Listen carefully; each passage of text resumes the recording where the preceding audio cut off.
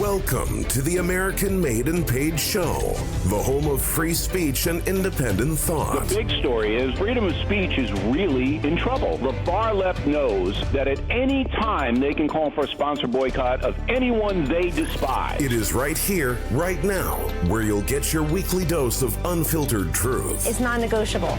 Pre-existing conditions will be protected. This president has said this as a candidate. Insight. Very few people I know could have handled it. We can never, ever let this happen to another president again. And information that challenges the American way of life.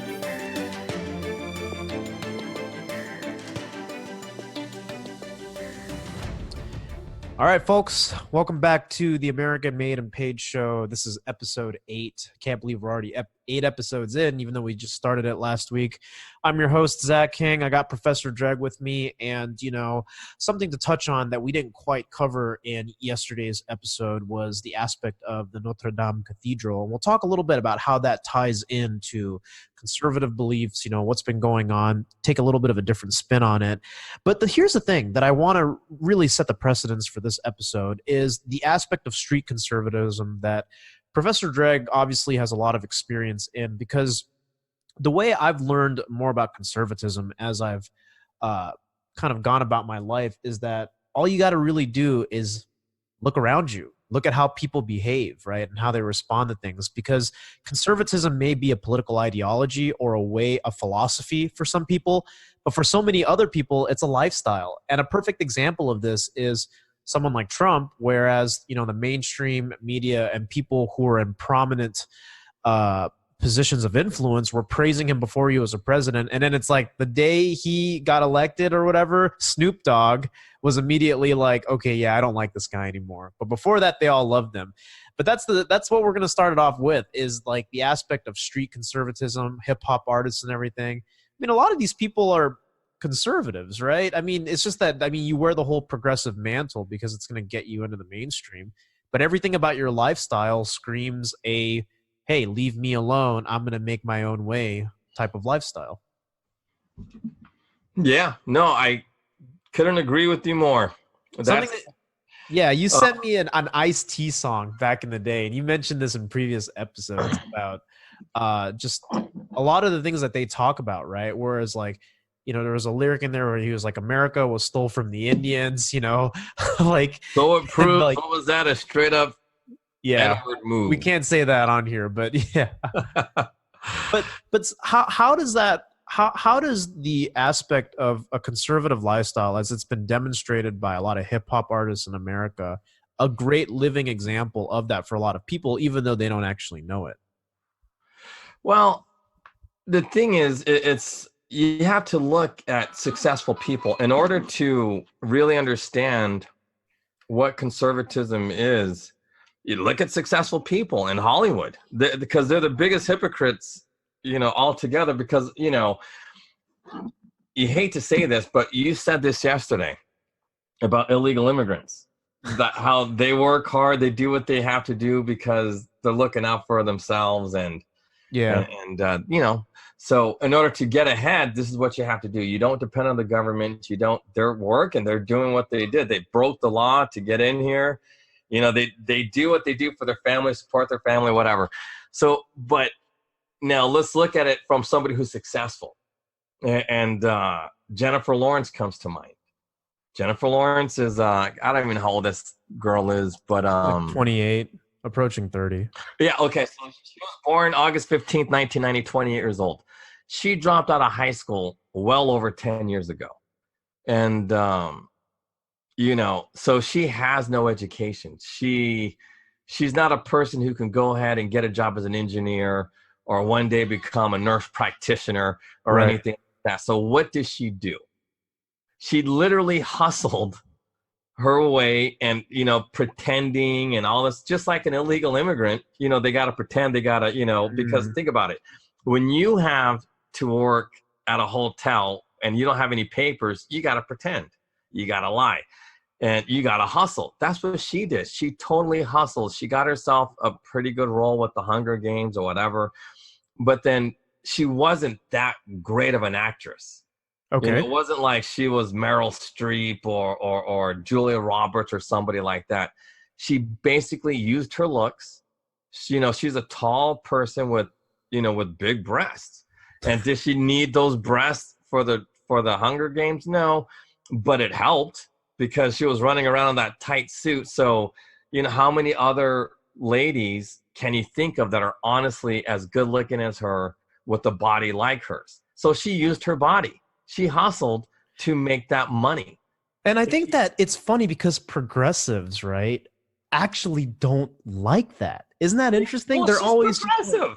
Yeah. Jennifer Lawrence is one of them people who spout progressive ideology. Well, she's an outspoken feminist and she's advocating for Planned Parenthood and all that, but her lifestyle says otherwise. And that's the thing about Hollywood, is that a lot of these people who made their way, who became successful, whether it was through their looks, because, hey, you got to play to your goods, whether it was through looks or hard work or education or whatever, got to a point where they got there not because of other people's assistance. And I think that that's the craziest thing, is that once you're in a position like that and you spout progressive talking points, right, or I would say left-wing mainstream talking points, it's a lot of hypocrisy. Your lifestyle says otherwise. Like, you didn't need anybody. You have an 8th grade education and you got to where you got to.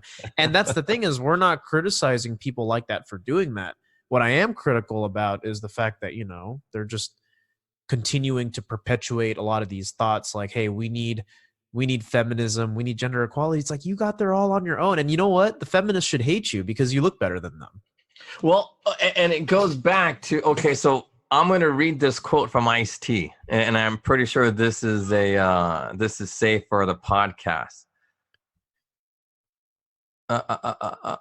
You were saying something about, okay, so yeah, something about how America was stolen from the Indians, so that proves, okay, so, but this actually really applies to any person who doesn't know that they're conservative, like Jennifer Lawrence or and we'll get into other actresses or people in Hollywood.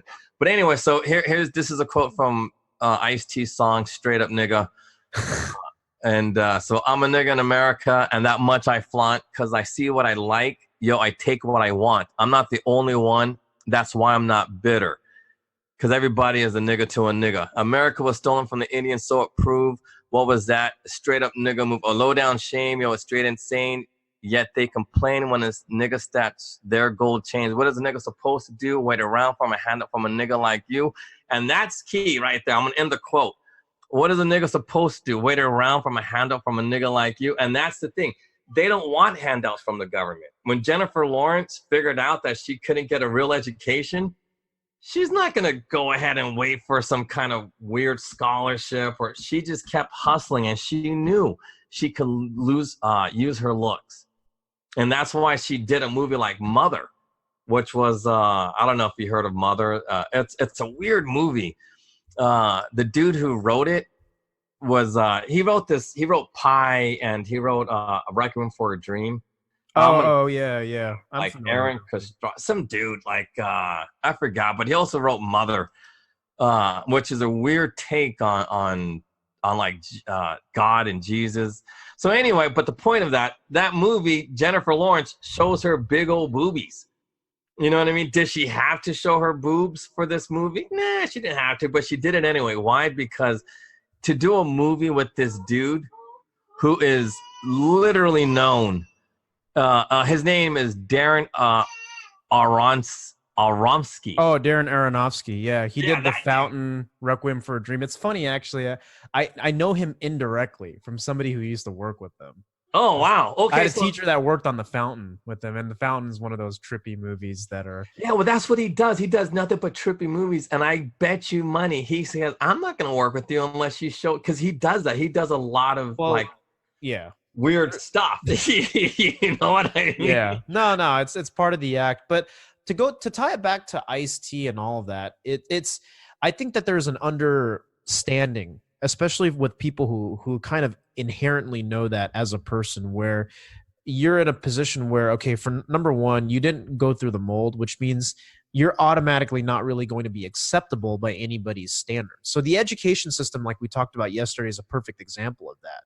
And there's really only two options for people if they don't satisfy the academic requirements for school. So in Jennifer Lawrence's case, she didn't finish school. She didn't even get a GED. She has an 8th or a 9th grade education.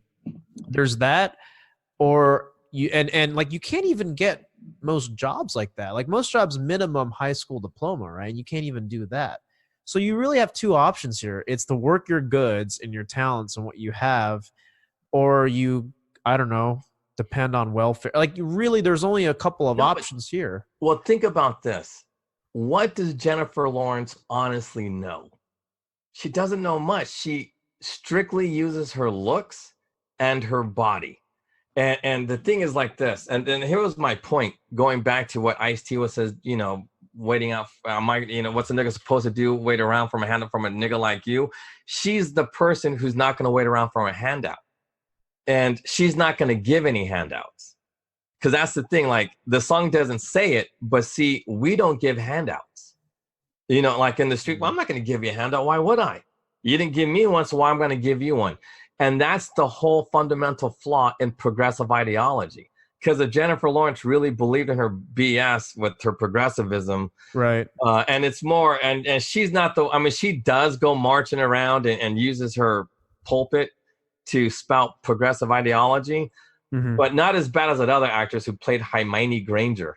I forgot her name, but Emma Watson. Yeah, Emma Watson. Oh gosh, she needs to shut up. But anyway, but going back to Jennifer Lawrence makes a ton of money, but you don't see her giving out scholarships for actresses who are in high school or junior high as an alternative. She doesn't have a bunch of apprentices learning how to act. Right. Because one, she couldn't teach it, and two, she doesn't believe in what she says. Because if she did, she would start a kibbutz style of like the kibbutz in Israel. She would start that for actresses. If she really believed that BS of like, oh, it's so degrading, the casting couch and Harvey Weinstein or whatever, she is not against any of that because that was her hustle. She's dumb, so she needs to use her looks. You know, and it goes back to like a lot of women, you know, they make their money through divorce or, you know, inheritance. The majority of all rich women. So Jennifer Lawrence is not that person. She used her looks. And that's another way women use, or you know, the richest women in the world use their looks, or they inherit, or they do whatever. But using your looks is a hardcore conservative principle because you got to use what you have. No, I agree. And I won't be the first person to say, you know, attractive people have it easier or whatever, but I'm going to be real. Like our genetic traits are all distributed unequally. Like if you don't look too good, like I get it. I said this in a lot of videos and all that. If you're not blonde and blue eyed, don't worry about it. And you don't look at, yeah. Oh, okay. Like I was saying, if you're not blonde and blue eyed and you don't look like Megyn Kelly or Laura Ingraham, you're probably not going to be on Fox News. That's just you know what I mean? Like that. Yeah, but that's how it works. That's how it works. Like good-looking people. This is how it works. Well, but you know, our progressive culture, right, is putting people like Tess Holliday on the cover of Cosmo. But like a lot of men are just like, dude, I'm not into that. I mean, no, look, because do you know who Francois Henry Ponal is? Sounds like a very, very sophisticated, rich aristocrat. Yeah, he is. He's the billionaire dude that he's the third. He owns some like Yves Saint Laurent or something like that, like something like Gucci, something like that. He's a billionaire. Something fancy. Yeah, something fancy where stupid people spend their money. Anyway, this dude bought Salma Hayek. He didn't become a billionaire so he could marry somebody for their personality. Right. You know what I mean? Like he didn't fall in love with his high school sweetheart. He bought Salma Hayek and she did it. You know, he's not a good looking man. And he's, you know, it's like, I don't know the guy personally, but, you know, we're just talking generalities. In general, you become someone like this Francois Pinault to marry a hot chick. That's right. What you do. You don't do it to, the only person I've seen that's a billionaire that actually, you know, married somebody that looked like him was Bill Gates. I know that was, but it's true. Bill and Melinda Gates look like they should be together. You know, Yeah, it makes they're sense. not like, because, you know, supermodels or anything like that. But if you Yeah. look at Francois Pinault, I swear to God, that dude looks like he's in his 60s, close to 70. but he's not. He's like 50 something. Yeah, he's only a couple of years older than Selma Hayek, but Selma Hayek looks like she's, you know, 40, and he looks like he's 70. So here's the thing. What is the real benefit here as it pertains to conservatism for a man of his stature to marry someone like Salma Hayek, which we all know that it's obviously with financial resources. That's what women do. Women seek out those things in men. I don't think any right-minded, rational person is denying that. Okay, so by the way, for the listeners here, this is all related. So no, this is all connected. See, people marry each other for out of love. And you know, a guy like this, Pinault, isn't marrying Selma Hayek because he loves her. You know, it's just that, look, he, you know, he's way out of his league. He doesn't, you know, and that's why he married her. You know, but that's not conservatism. That's just, you know, a byproduct of being rich. You know what I mean? Like you know, in theory, like I wouldn't have married her. I would have just kept her on the side as a, you know, like in theory, how they are, you know. Well, there's really no, I don't really see what he gains out of it other than just having like a trophy wife. Yeah, but that's the thing. Like, is a trophy wife real conservative? Nah, that's not what conservatives don't do that. Like it's because there's no benefit for having a trophy wife other than an expense. And the thing is, you're right, other than an expense. Yeah, and that's not a benefit. Like in a real conservative relationship, you're always building. That's the whole point of being conservative. You got to keep building because you never know when somebody's going to take it away. So if your partner can't help you build, then you're screwed. And Selma Hayek's personal beliefs are such where you cannot build. She is not a builder. She is a taker. Her mentality and the things she preaches will make you broke real quick if you're not careful. Well, also, if you weren't worth $30 billion, right? I think some women with their lifestyles, you wouldn't be able to keep up because they just spend money. Like, I hate saying that, but I've heard too many accounts from personal accounts where like these women marry rich men, friends that I know, right? Only to divorce them a few years later, take everything.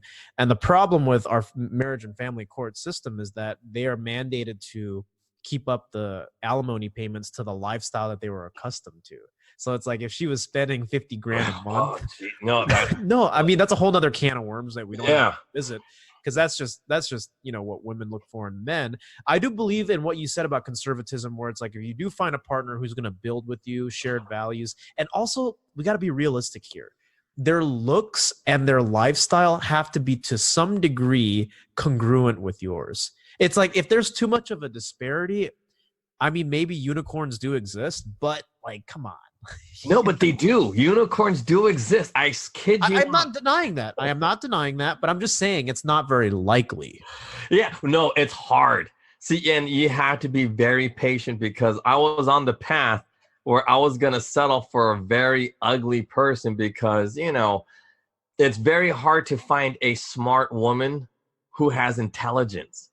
You know, wait, like a smart woman who has intelligence? You mean? I mean, no. I'm sorry, but yeah, that was a smart woman with a high intelligence, like good wisdom, high intelligence, and a banging body. That's hard to find. Yeah, that is hard to find. Body and a pretty face. You kind of because everybody hustles, and that's the thing. Conservatism is all about hustling. Because if you're not hustling, there is no way you can ever be a conservative. And I don't care how progressive you are, you will not be successful unless you hustle. So anyway, usually when you have a high IQ and like a medical doctor or something like that, you're like really, really butter. I mean, I know. And that's the crazy thing is like I watch too many television sitcoms and shows where they portray all these nurses and doctors looking like really attractive. And I'm like, dude, if my... but think about this.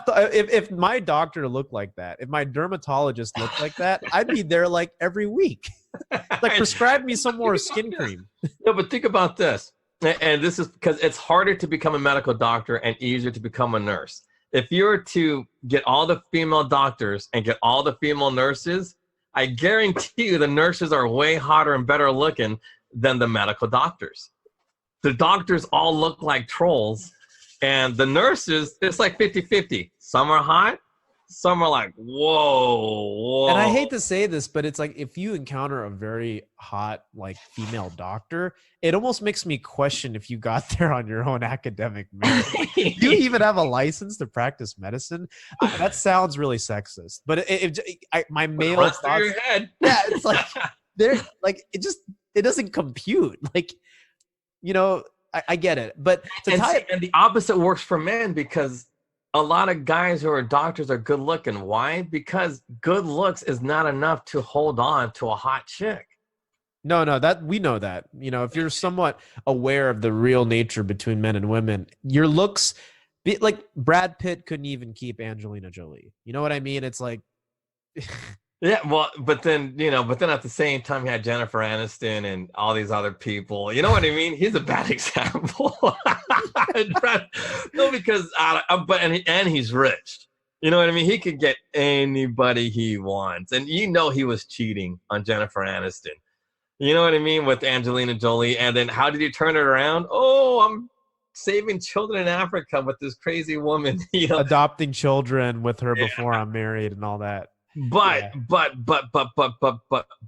most good-looking dudes who are broke, they can't hold on to good-looking women. It just doesn't happen. Yeah. Because if you're broke, and that's why like the nerds in the long run will always win. Why? Because they're going to be stable, they're going to have a house, and they're going to provide, and people hustle. If Jennifer Lawrence, if her movie flopped, let's say The Hunger Games flopped, oh, I guarantee you she's going to hook up with the nerd. And that would be, seriously, she'd be dating some tech dude, and that'd be her stability. Because what else is she going to do? No, that's true. And I you notice that also in like the type of men they end up with. Like, take for example, I know we're talking about celebrities here, but this is all actually related back to the Notre Dame cathedral in a second. Oh, you're right. No, because Salma Hayek's husband is, now that I looked it up, is actually funding the restoration process of the damaged roof of the cathedral. 130 million. It's very generous of him, but small price to pay considering his very, very big net worth.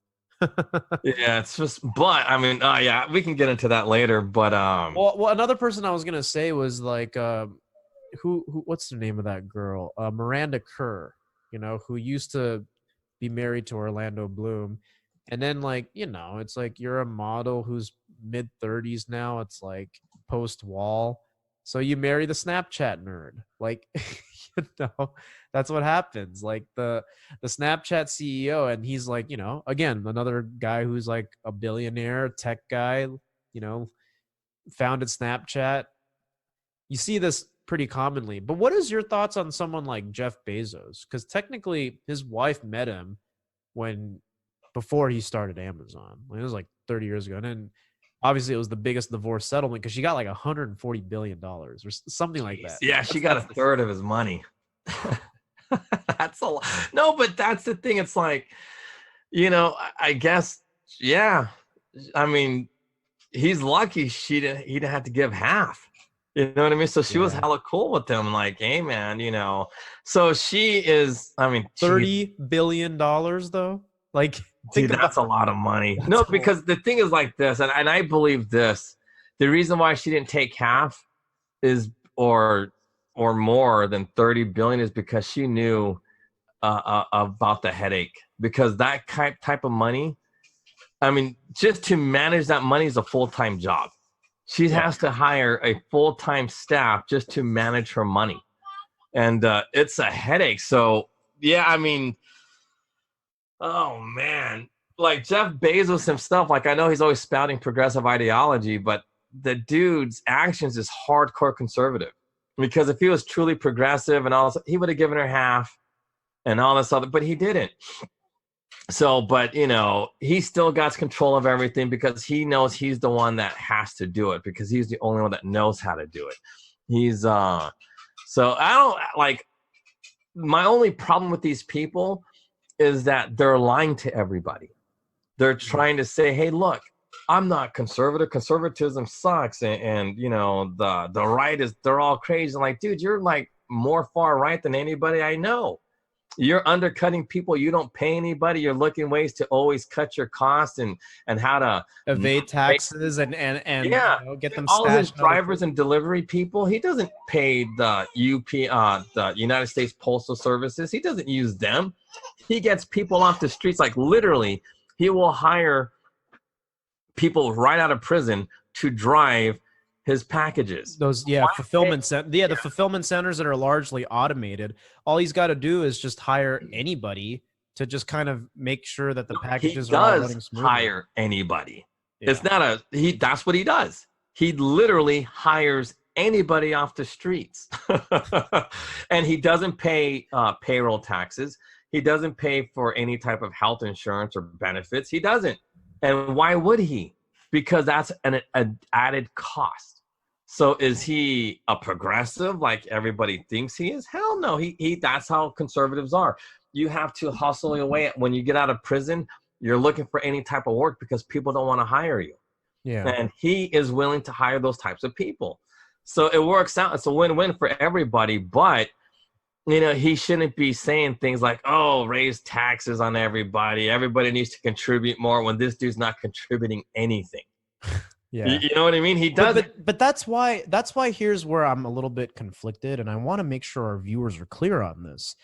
I actually respect a lot of these people. I don't have a respect for their hypocrisy and their lies, but anybody who starts massive industries and companies like this, that's part of human nature, is to hold on to as much of the value that you've produced for people. If you're Jeff Bezos, you solved 1 billion people's problems. Therefore, you should keep as much of that value as possible. But here's the thing.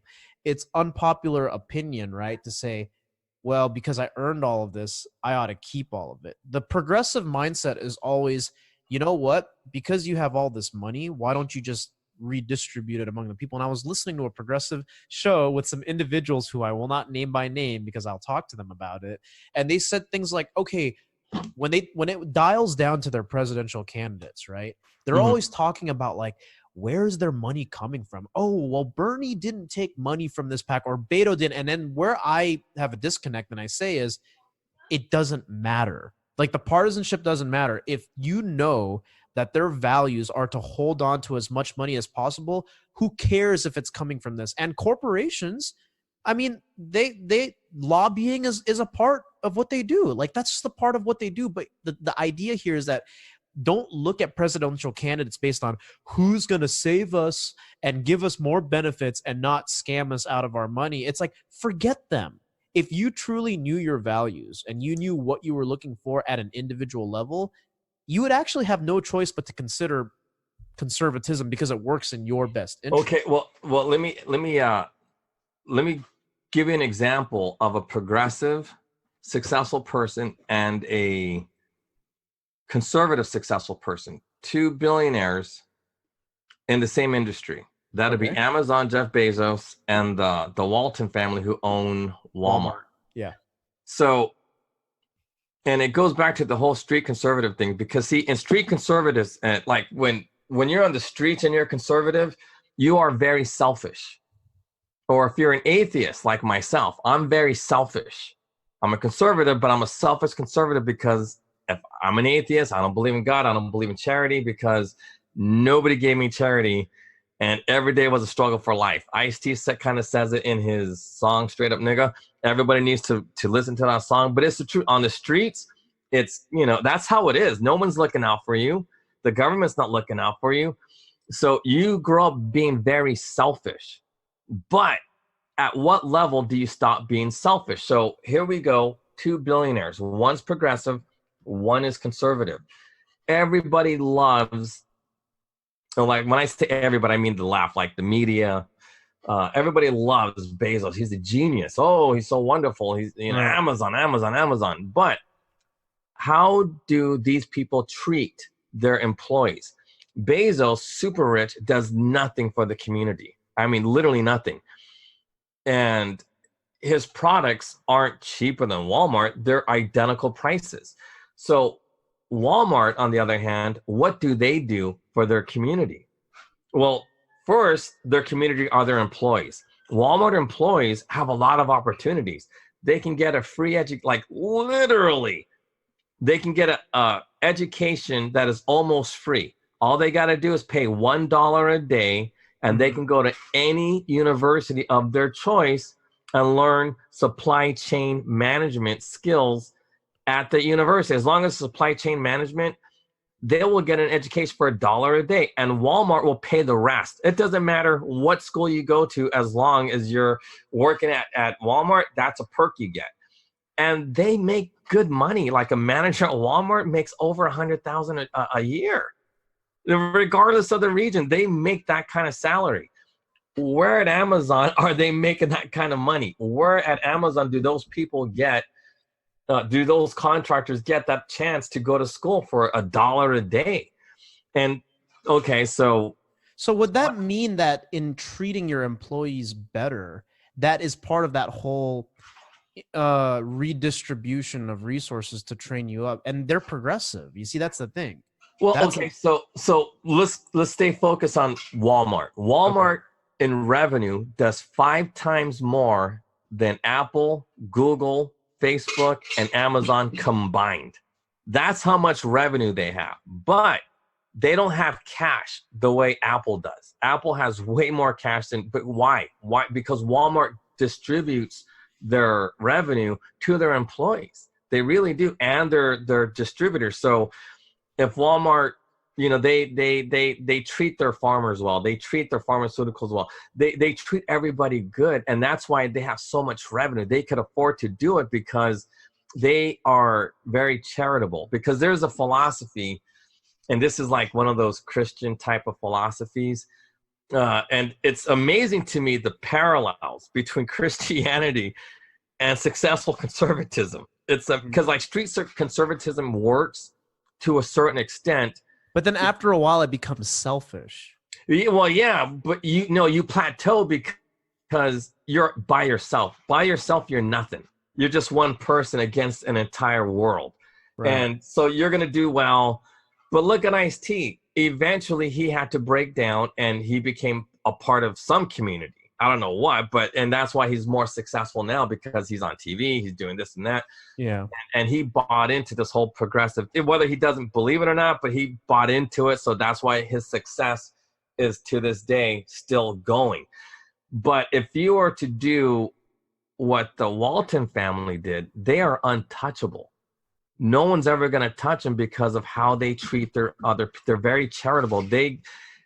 Not because the government makes them do it. They go. It's part of their values, part of their culture. Yeah, whatever their value. Like I don't really know much about Christianity, but whatever their personal Christian beliefs are, they distribute their money that way. Education is important to them, and they give away a lot of money to their educational values to everybody who works at Walmart, and they too hire felons and people like that.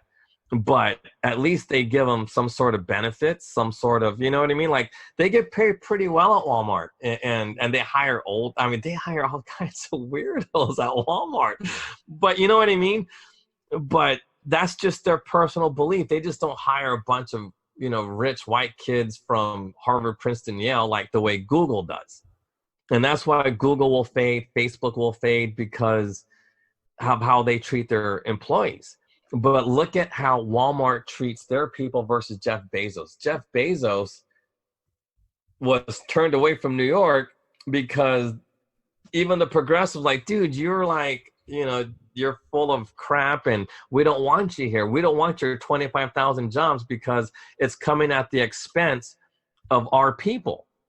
But, Walmart, any Walmart center, they don't get those tax benefits. They pay what they pay, but they go to places that are cheap. Why is there no Walmart in San Francisco? Because it's insane to do business in San Francisco. So they stay away from San Francisco. They don't need to be in San Francisco. They go to other cities that are friendly. Like you have to go pretty far out to find a Walmart, honestly. You got to go in the Bay.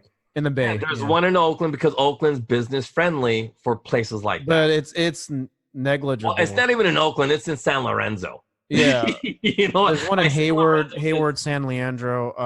San Leandro. And then you got to go all the way out past Pleasanton for another one. Like you got to go to like Tracy. Well, no, there's one in Milpitas, and Milpitas is also very friendly. And Santa Clara, the city of Santa Clara, they have a neighborhood Walmart thing, and that's also business friendly. That's why the stadium moved from San Francisco to Santa Clara, because the taxes dude, come on, are you kidding me? Nobody could afford to pay, 11% tax to do business. That's on top of your payroll. That's insane. But anyway, so you have to look at things like that. And so when you compare the two, the Waltons versus, and that's real conservatism, because at some point when you have so much money, you really want to help other people. You want to mentor other people because that's part of the system. Because in turn, it actually feeds back to you in value. Yeah. Well, and Ayn Rand talked about that. And a lot of people confuse Ayn Rand with being selfish, but no, part of her philosophy too was also you have to teach other people. You have to be giving and charitable, because if not, everyone's going to hate you. Yeah. And that's where, like, when you're at the street level, like Ice-T or whoever, when you're practicing conservatism and just being selfish, like, most people believe, that's when you run into trouble. And then most people fail because you think, like, a good example would be Rick James. He wasn't sure. He spent it all on himself. Mm-hmm. And look what happened. He became broke, and then he relied on his friends and or something like that. You'd have to, well, I guess Charlie Murphy's also. But do you feel like with conservatives in the beginning, sometimes it is good to work with other people, but it's necessary at the street level to do it, because in the beginning, it's just about being sovereign. It's about being self-sustaining. So it's not that you can't work with other people, but you're not relying on that whole handout theory from Ice-T. But that's the thing. That's in the beginning, right? Where it's like, I didn't give you anything. Why should you give me anything? But then after a while, you start to realize, big picture-wise, from a bird's eye view, which is what the Walton family has done, that this is a lot of revenue here. We can in turn feed it back, treat our employees better, and build them up. But that's the interesting distinction there, because you mentioned that there's two types. This is more of a progressive type thing, because those workers are not necessarily getting what they earned, what they worked for, but in turn, it's actually helping the Walton family stay relevant, keeping their businesses alive as a result. Yeah, think about this. If you get that free education, near free education from Walmart, and you decide to become a district manager at Walmart, you'll stay there for life. Yeah, and it's a good investment. It's a good investment, yeah. Yeah, and that's how it is. And then and that's what people don't see. Like, you don't really learn that in the streets, because you're just hustling all the time. Like, here's a good example.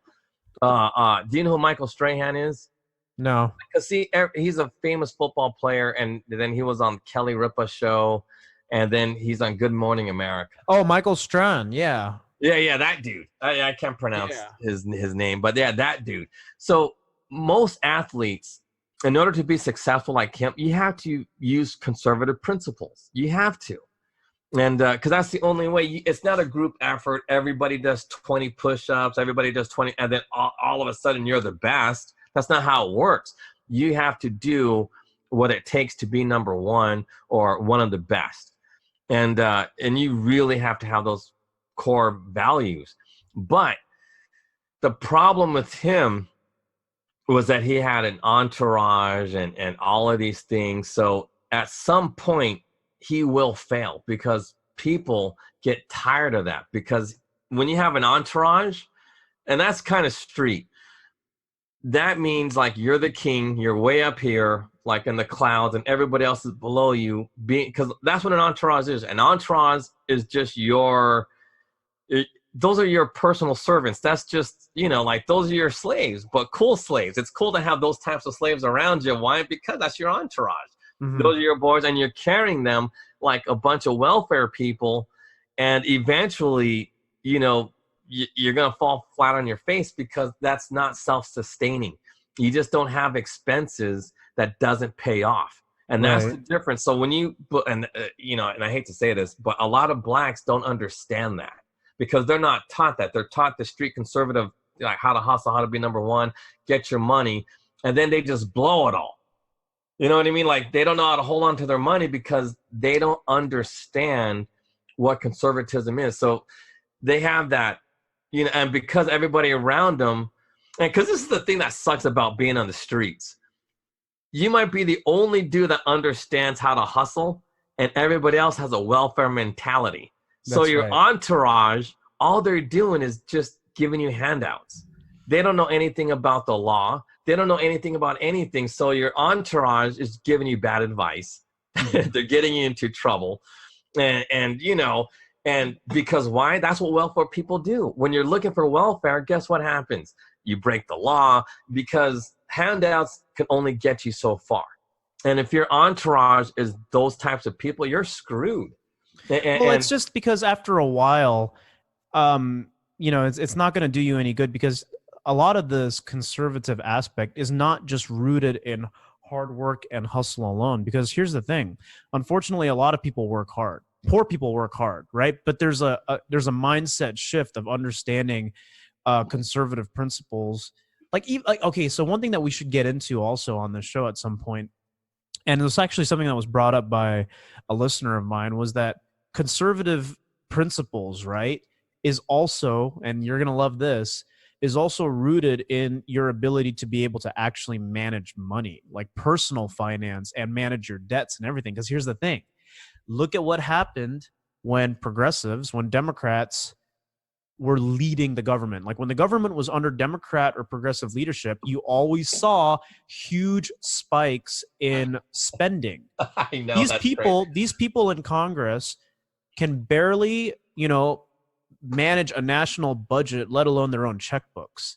And that's the funny thing, is that when you look at it at an individual level, look at what welfare programs are about, right? It's all about a deficit.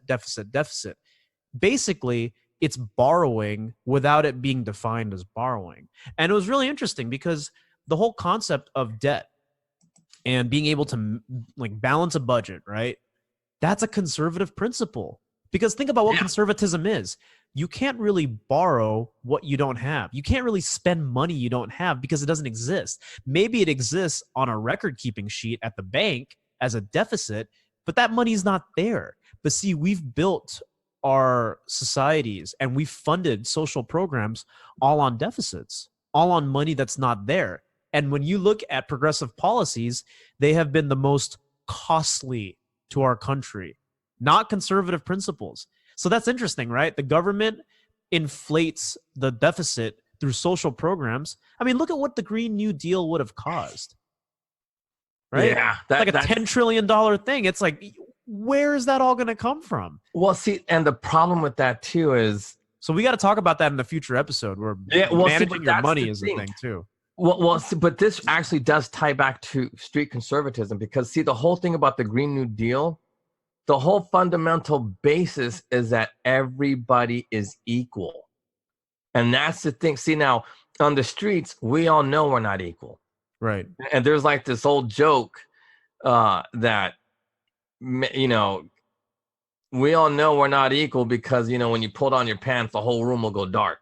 Because that's the whole point. You know what I mean? And there was supposed to be about Johnny Holmes and all these other people that with huge penises or whatnot, and that's proof that that we're not all equal. But the thing is, on the streets we know we're not equal, and so the thing is, what's not being taught, and this is a good lesson everybody needs to learn. The trouble that people don't know about conservatism is how to be content. Because you don't know how to be content with $1 billion, you're not going to know how to be content with nothing. And that's the thing, because they're like, wait a minute, nothing. Why would you want nothing? Well, because the thing is like this. You have to be comfortable in your own skin. You have to be content with your lot in life. You really do, because I know a lot of people think, yeah, but then why do you guys commit crimes and things like that to get out of poverty?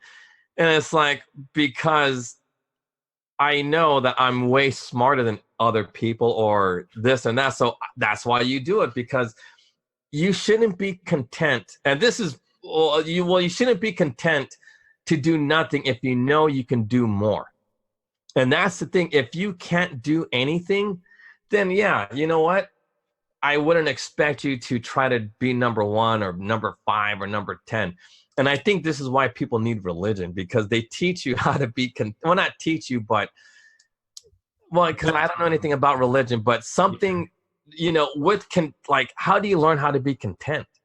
See, that's the problem. Like, see, I was never content because, you know, I'm not bragging or anything like that, but look, my intelligence is just off the chart as far as like what I know, what I can comprehend, what I can do. And, you know, I have a track record that proves it. And so I'm always constantly going, always doing things and and just trying to figure out complex situations because I have that ability. But if I didn't have it, and that's because, like, that's something you got to learn. Like, not everybody, because I honestly used to believe that everybody was smart. I really believed that. I was like, you can do this, you can, but then I just found out, I was like, nah, they really can't do this. And because I always believe, like, if your IQ is like, anybody over 100 IQ can do anything. I used to believe that. Now I know, everybody has their limitations.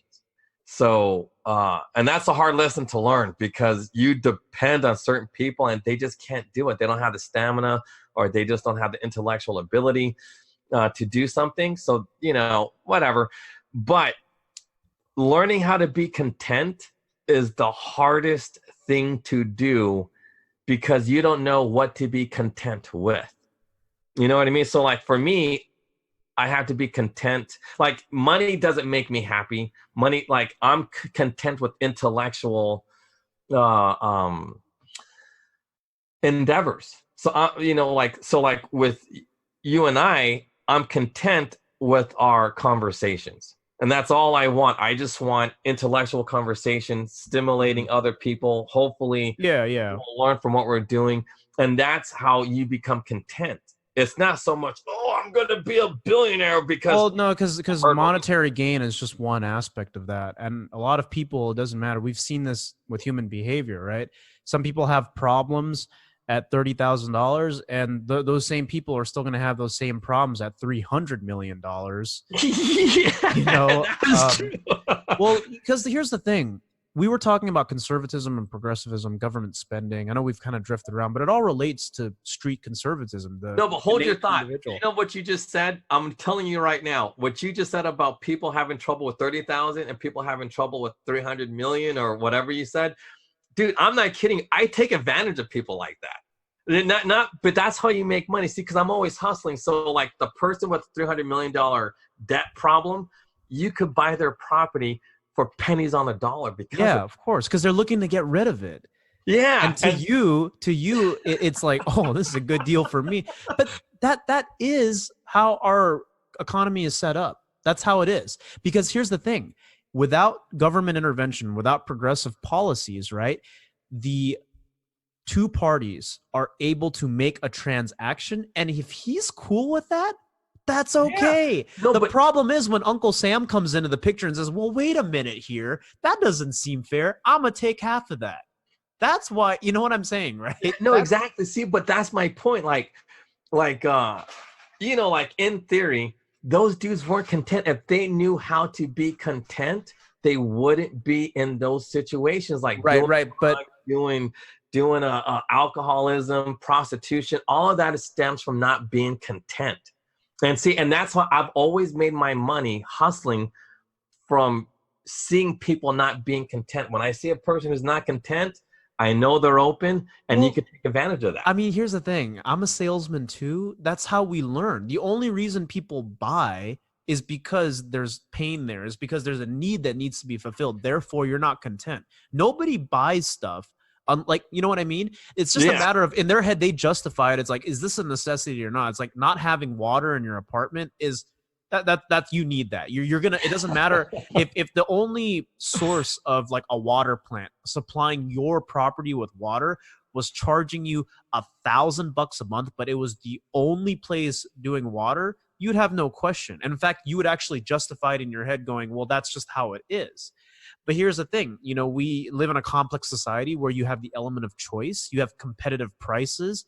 The only real problem here is, like, that's what I'm trying to say, is that's normal. If this billionaire wanted to get rid of property and be like, just take it off my hands for 10 grand and it's actually worth 100 grand, that's on him. That's okay. And you know what the funny thing is?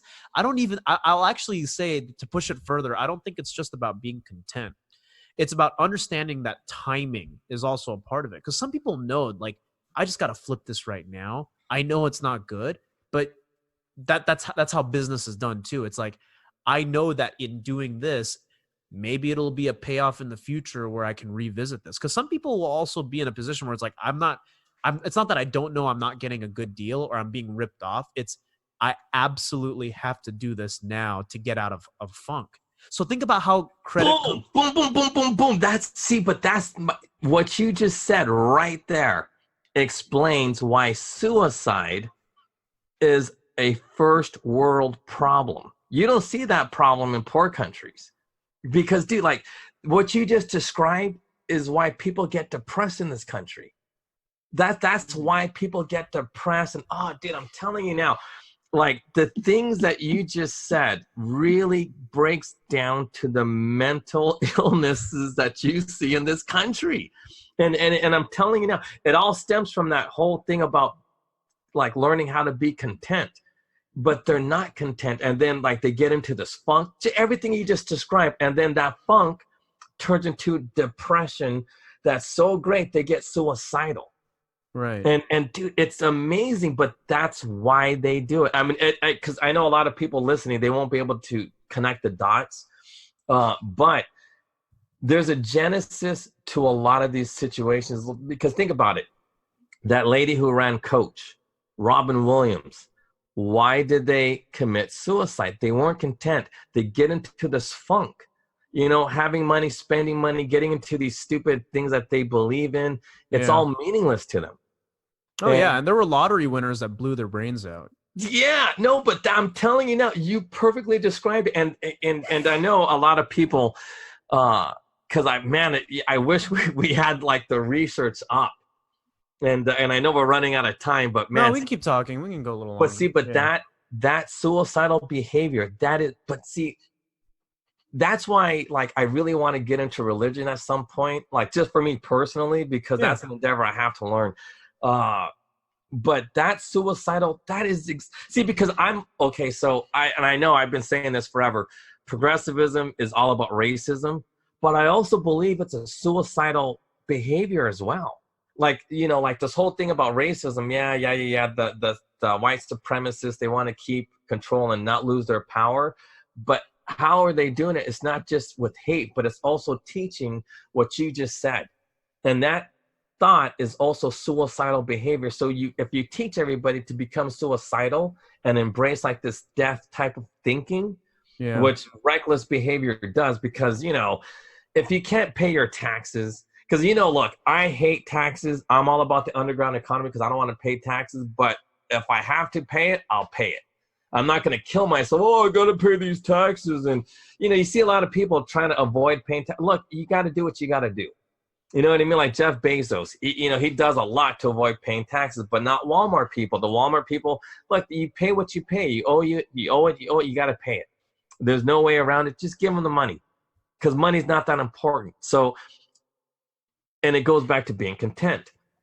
And anyway, so all of this stuff is being taught. Like, they honestly want you to be in this funk. They want you to incur debt. They want you to have these high credit cards. When they say progressivism is a mental disorder, I don't think people who look at it from a surface level, because we can see it from a surface, but think about it. Look at what we just talked about. We talked about how it's like on the streets to helping people, and it gives you a sense of purpose, right? That's the first thing. The other thing also is just the everyday aspect of it, which is something that I believe every tax-paying American experiences, which is debt. Debt is one of those things. And these people in Congress that run progressive policies do not understand that you actually, in reality, can't spend what you don't have. It doesn't exist. It exists as a number on a checkbook, right? But it doesn't exist. And I think that I know people are like, oh, well, what do you know about finance and deficits and everything? But think about it, right? Think about what okay, I'll give you the answer. Next time somebody tells you that, and then you say, I've done third grade math before. That's all. Seriously, if you know third grade math, you understand everything about finances, because that's all it is. It's just adding, subtracting, percentages, ratios. That's what you do in the third and fourth grade. Seriously, that's all that is. But oh God, like you really hit it. That's your answer. But the thing is like this: debt, I swear to God, is just another way of saying you are my slave. You're my bitch for the rest of eternity. That's what I'm also trying to say, is that we look at it from a monetary standpoint, but what does that mean? It means you owe someone something. Now, money is just the way we quantify it. But think about it, right? And this is in the Bible too. Borrower is always slave to the lender. That's a Dave Ramsey thing, but it's completely true. Say that again. I never heard that. I gotta look that up. I'm like, what? No. The Dave Ramsey has this thing that because he's an anti-debt guy. And he's good at what he does. He helps millions of Americans get out of debt, and he always says that everybody knows debt it's crap. Well, borrower, you're always going to be a slave to the lender. That's what he pushes. Is that in the Bible for reals? Yeah, I'm gonna look up the verse. Let me see. Borrower. Dude, that's insane. See, like, I don't understand how these guys knew that even way back then. Because it's truth. I thought, debt was pretty new. It's in if you want to look at it from the real King James thing, I think, let me find it real quick. But I want to touch on what you just said about, real quick, King James Bible, Proverbs 22:7 is the rich rules over the poor and the borrower is servant to the lender. Yeah, no, but so slavery in the old day, indentured service, that happened to them. But in modern times, that's the whole thing. Progressives want everybody to be in debt to somebody, or not to somebody, to the ruling class. I'm telling you now, it's crazy. But that's how this. Because look, the worst thing that could ever happen to you is to be enslaved. That is the worst feeling. And that's why everybody hates prison, because when you're in prison, you are a slave. You lose everything. You cannot do a darn thing. I can't imagine being in debt and then all you have to do is work just to pay off this freaking money. Dude, I mean, I've never had to do that, but I'm thinking I couldn't imagine that. You know what I mean? That's why real conservatives, when I say here's another thing back to the streets. You don't understand it. A guy of mine who was very, very, it's funny because it's simplistic, right? This guy lives off the grid, has never had a credit card, bought his house in cash, did all that. And he's thinking, well, this is just all I understand. Like, how can I have something that I don't see and use and transact with? And it's funny because it's rudimentary, but it's true. It's like, he was one of these people where it's like, I absolutely won't get a mortgage because I don't even know what that's like. Like, how can I just borrow $100,000? Like, where did it come from, right? And it's funny because he's not very smart, but at the core of it, he's just like, I don't get it, so I'm just gonna buy my house in cash when I get it. And it's funny because if you're conducting illegal activities, it's not gonna be on record. That's why you deal in cash. That's why these people don't have debts. And if they do have debts, it's like, it's like it's like, no, if you don't pay my money, I take your arm. That's your debt to me, right? So like, that's how it's done in organized crime. That's how it's done on the streets. Well, that was done in Shakespeare too. And it was done in the Bible. Like, because dude, like, I learned a lot, man, from Shakespeare. Read Merchant of Venice. That's we talked about that in one of the other episodes, I believe. Shylock, the lawyer, he lawyered Shylock the Jew, and he said, like, don't take any blood, only flesh, because if you take any blood, then that's murder, and you'll go to prison. And so he didn't take his. But anyway, tying it back, see, because here's where people say that we're being hypocritical, because we're against debt, we're against slavery, but that's the thing. When women like Jennifer Lawrence uses their looks and body to get ahead, is that a form of slavery? And the answer is no. because it's currency. Your body, your mind is currency. That's how you generate revenue. And I know buying flesh is kind of one of those weird things. Like, yeah, because it's now you're diving. Well, now that's more of diving into the semantics of it all, of owning a person. Yeah, but the idea is this, right? Like, and we can go on for days about this. I usually say that as it's defined from what I believe, right? Like what marriage represents or whatever, that is solely for that. The problem that I have with today's day and age with our laws is that the state determines how much you pay, how much you give them in alimony, child support, and oftentimes it's based on stuff that is not really measurable, but based on an emotional testimony from the woman. I'm just going to be real, because if we really honored the original intent of marriage, which is like, okay, you're going to marry a woman, have kids and all that, that stuff of the state issuing you a marriage license shouldn't even come up. The government should stay out of your affairs. You want to marry this person and commit your life to them? Do it. Knock yourself out. But where did this ever come in where it was just like, I'm going to introduce some paperwork where, say, you split up, she needs a form of welfare because she is a woman now who like, okay, back in the old days, like you couldn't work. It's like if you were widowed or whatever, you were like on the streets. Like that's just how it was in the old days. But I'm not kidding. Do you know why the government got involved with marriages?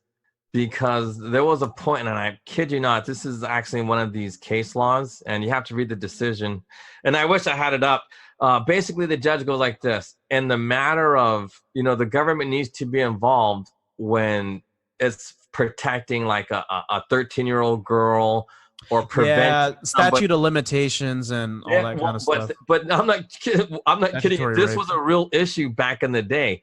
Not just the 13-year-old girl, but the prevention of STDs, because there was, like the women were virgins, right? Because in the old days, women were virgins and there was no such thing as a lot of premarital sex.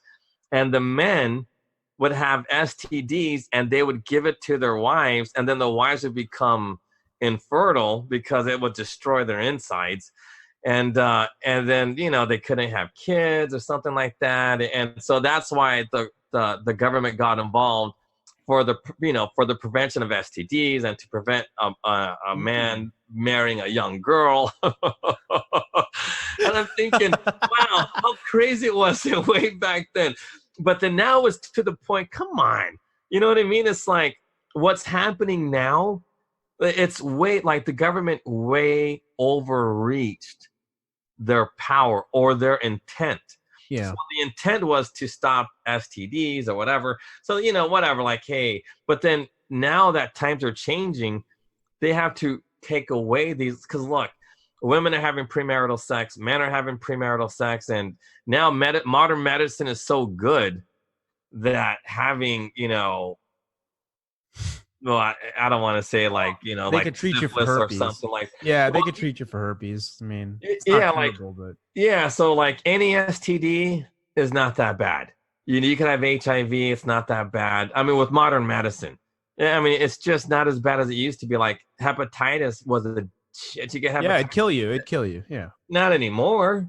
No, shit, I know that. But for Hep C, that's the thing. It's like, wow, they got a cure for Hep C. God, here's the thing that I want to draw too. It's like, and this is where like you go down another rabbit hole. It's like, were we meant to prevent this stuff? Because these rules were put into place by God for a reason, and you violated them, and the penalty for it was death. But the thing is, people were thinking like, oh, if I sin against God, it's death. But the thing is, if you have sex with 100 men, like it is death. Like you're. Yeah, well, and there's no modern medicine. You'll get a disease and you'll die. Like, oh, dude, you'll get tuberculosis and you'll die. Like, you know what I mean? No, but dude, I seen a guy with genital warts the size of golf balls on his penis. Oh no! I was like, ah. This was when you were a nurse. Yeah. I'm sorry, man. It was awesomely gross. I was just like. Yeah, then he was trying to telling me stuff about like I learned a lot from that dude. I was like, what? And he was like, yeah, I'm a power bottom and I do all these things, and everybody thought like, dude, they thought it was cool. Like, and I was like, what made you wait so long? to get rid of it, like, because they have to freeze it and do whatever they do. Anyway, this is so gross. But I was like, dude, what's wrong with you? No, because like I always used to get in trouble for how I spoke to the patients. And but I asked him, I was like, dude, what is wrong with you? And he's like, well, it's this thing, like, because he was a power bottom, and then it's like he had multiple dudes in him at the same time, and everybody liked his rigidness, like the texture. And I'm like, you gotta be kidding. And I was like, but now it's to the point where it hurts way too much for this. And I'm like, oh God. I'm like, well, you're here and you're gonna be taken care of. But and I'm thinking, it's like, because it's called training. Like, you gotta teach them just basic health, facts about this and about that for prevention and like a plan to prevent it from the future. You know what I mean? Or for reoccurring thing, and explaining to everybody, you need to come in, get checked, get rid of it, blah, blah, blah, like all of these things. And I guarantee you, he did not care about any of that. I mean, his mind was so warped. But anyway, but the thing is like this, that always amazes me. How did these dudes in the Bible know that it was wrong way back then? Because God said so. Microscopes. Because God said so. God gave you instructions. Like, no, but then how do you know not to, like, how do you know, like, you know what I mean? Like, there has to be, like, I'm telling you, just the science behind it is phenomenal. It's like, how you have to continue reading on and you'll find out more. No, but where in the Bible does it say all the diseases that comes from this? Like, okay, here's the thing. Like, didn't Moses come down with the 10 Commandments? Nobody followed it, right? Well, it's not that nobody followed it. It's just... Or he went away, like God told him something, not God. Moses told him something. He went away. Everybody was acting crazy. And then he came with the 10 Commandments, right? Am I right about that? Is that the no, not really. But tell the story so I can get it right. So what happened was he led the Israelites out of Egypt. I know we're going off topic for you, those of you listening. He led the Israelites out of Egypt. The streets. I'll bring it back to the streets because this. Okay, he led the Israelites out of Egypt because they were enslaved to the Egyptians for a few hundred years, and God was leading them back into the land of Canaan, which is the promised land. The land that was promised to Abraham, and I think they were complaining about being slaves in Egypt. Or complaining about being out in the wilderness, actually. So what happened was, at one point in the journey, Moses goes up to Mount Sinai, talks to God, but he disappears for 40 days and nights. But the people became disobedient. They didn't trust in God. They started erecting idols of their own, and he came down with the 10 Commandments. Now that's what I'm seeing, but that's my point. See, now, just because someone tells you it's bad, you need to see something. That's why people act out. I'm telling you now. How did he know? Like, how did Moses know without a microscope that oral sex was bad for you? How did he know? You need to read. So read no proof. No, you're right. You're right. There was not. There were just commands. If you read the book of Leviticus, it's all just about preparation, cleanliness. Like, because that's why that dude for the tabernacle, all that stuff. That's all instructions from God. Now, you're right. There was no scientific technology to tell you that. No, but think about this. If you eat raw meat, you're gonna die. Like, those who feast on this will surely die. Yeah, because you raw chicken, like, that stuff will kill you. Well, it'll kill us, but I don't think it killed the other people. But going back to do with the golf ball nuts, warts. Oh, man. No, think about this. This dude kept doing it because it felt good to him and all his buddies. And you see the deformity happening, you know what I mean? And then he gets cured, and I guarantee you he's going to go back to that same behavior. And that's why I'm so fascinated. But see, that's how it is on the streets. You need real proof. So if I can cure you of your warts, you're going to get back to whatever it is, because I guarantee you this dude he didn't say he was a hooker, but I knew he was a hooker, because there is no way you're a power bottom for fun. You're not going to have some 5 penises inside your anal opening for free. You know what I mean? I doubt it seriously, but whatever. But he did it, for money, for fun, whatever. And that's my point. How did, like like the Bible really is anti-street conservatism. I'm noticing this because it's like we need proof. You got to see something on the streets. That's how it works. But that's why at some point you plateau at your success, because you can't be the Isle of Man. You know what I mean? You have to have others. You got to have a wife to help build you up, or even like your buddies. You know what I mean? But then you can't really fuck your buddies, so you got to have a wife. I'm not saying you have a wife, because your wife has to be your friend too. Like, it's a weird thing, like having a wife. Like, you got to really be like, your wife has to be your boy, but you also got to be good at sex. You know what I mean? Because, like, and that's why your boys are so cool, because there's no pressure. Like, you know what I mean? But like, your wife has to be like your bro, except you're intimate with her. That's the thing. Yeah, well, that's a better way of saying it. She has to be like as if she were your best male friend, but you don't sleep with your best male friend. But like, you know what I mean? That's kind of like, I gotta learn intimacy. That's what I gotta learn, because dude, I don't know shit about that. What happens when you're on the streets? Those are the two things I gotta learn: intimacy and how to be charitable. Those are my thoughts. Well, you are being charitable by working with me. I mean, that is a form of it. It's just at a smaller scale. Nah. This is intellectual pursuit. There's no, because that's currency. No, seriously, that is real. Like, your thoughts, that's real money. Because I mean, okay, I hate to say this, but there was a tool. It's called a bronchioscope, right? And it goes, anyway, nobody cares. But there was a special bronchioscope that shoots out radio and microwaves, and it burns. Anyway, it doesn't matter. Long story short, those thoughts are, that actually made it happen, was worth so much money that Boston Scientific bought it for $300 million. So you just got to know how to make your thoughts into real money. I do that. I make videos and people pay me to make. No, but that's my point. So, like, at some point, someone's going to pay you to think because, you're a super smart dude. You know what I mean? And that's just how it works. So smart people, but the thing is, the problem with smart people, they don't know how to parlay that into real money.